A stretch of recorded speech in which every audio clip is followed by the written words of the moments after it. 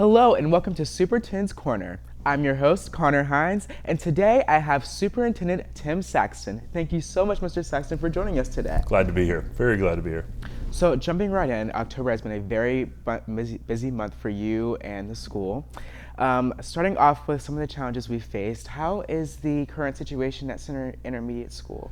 Well, you mentioned challenges. So just a brief history on Center. We had flooding, like many homes did and businesses did over the Labor Day weekend here in Boardman, unfortunately.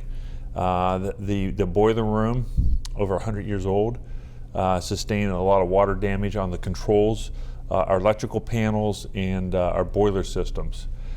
We've been working diligently to get those replaced, but it's not simple. It's not like you just swap out your furnace. So we have an auxiliary, it's a big tractor trailer, which is actually an auxiliary boiler. So that's been there for the last couple weeks, and they've been working to get that connected. Typically in October, we can normally make it through. The temperatures, even in northeastern Ohio, tend to be, relatively comfortable for people, but we hit some unseasonable weather last week, and the heat has not been fully connected. So we did have to go through about 3-4 days in which some of the classrooms may have started 55, maybe 53, some were at 60, some were at 65, and then warmed up during the day as the students entered. So, but I'm very grateful for our staff and our students made it through. And the good news is those connections for the auxiliary boiler have now been made. We actually tested it yesterday and things look good. We had heat. They will continue to test it.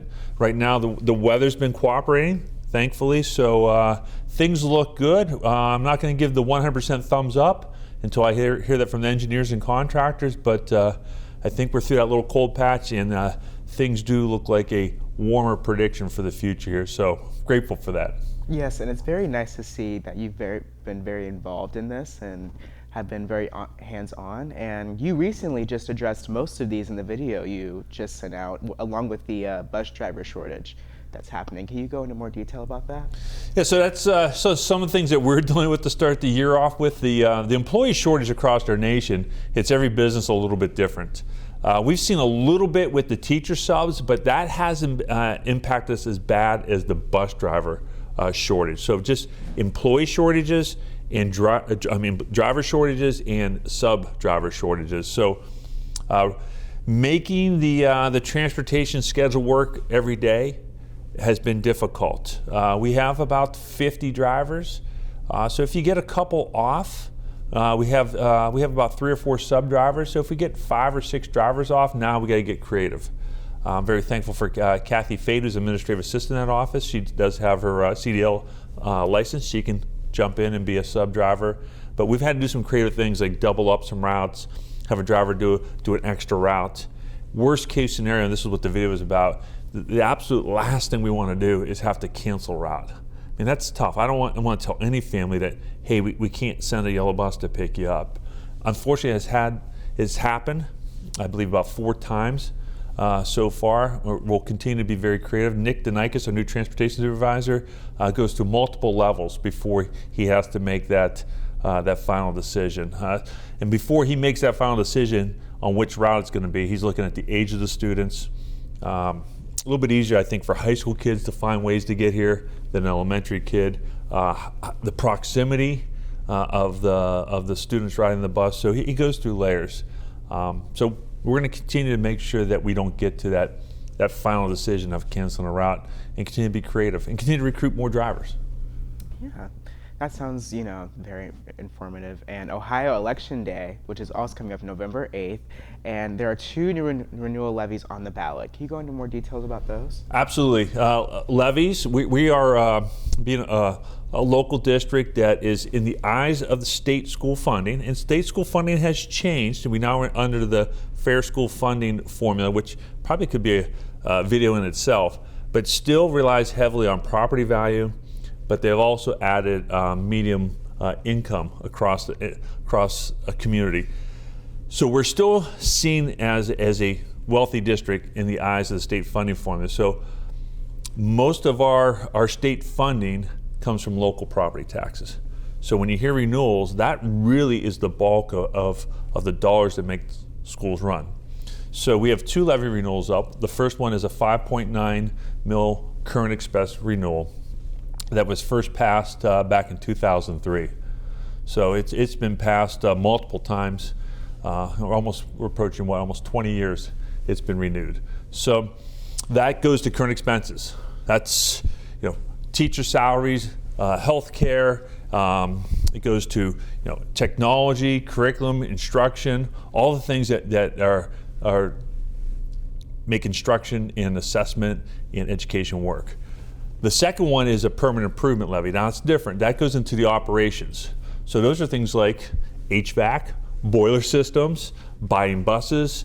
It could go into paving projects, a facility project.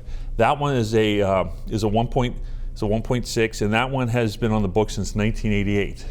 So that one's been around a lot longer. So the difference on that one is the 5.9 is going to be a 5-year. This one we're moving towards what we call continuing, meaning if it's renewed, then it won't be up again 5 years, 10 years. It will be on the books continuing. Now, why would we do that? It's a great question. I knew you were going to ask that. That strengthens our financial picture to lending institutions, so that if we want to do a project, a large-scale project, so that 1.6 mil levy brings in about $1.4 million a year. You could spend half of that on a paving project. So it sounds big, $1.4 million. Who doesn't want $1.4 million? But when you have a district the size of Boardman, $1.4 million doesn't go very far. But if we can go continuing and leverage that out and borrow against that, which will allow us to do because it's always on the books, then we could take a look at a large-scale project. Right now, our biggest concern is what we started talking about is center. We have to figure out what to do with center. Do we remodel it? Do we put money in it and keep it where it's at, or do we move it and build new? So going to continuing, if the community supports that, now we can begin some great quality and realistic discussions on what to do with center. And that will give us a really good building footprint across our district, all 6 buildings, probably for another 30, 40, 50 years, which is healthy for the community, for the schools, and for our students. Well, as you were saying, we encourage everybody that's able to vote November 8th for our 2 renewal levies on the ballot this season. So thank you so much, Mr. Saxton, for joining us today. This has been very informative, very peace of mind. And I am Konner Hines from BSCN, and I have a great day, Boardman.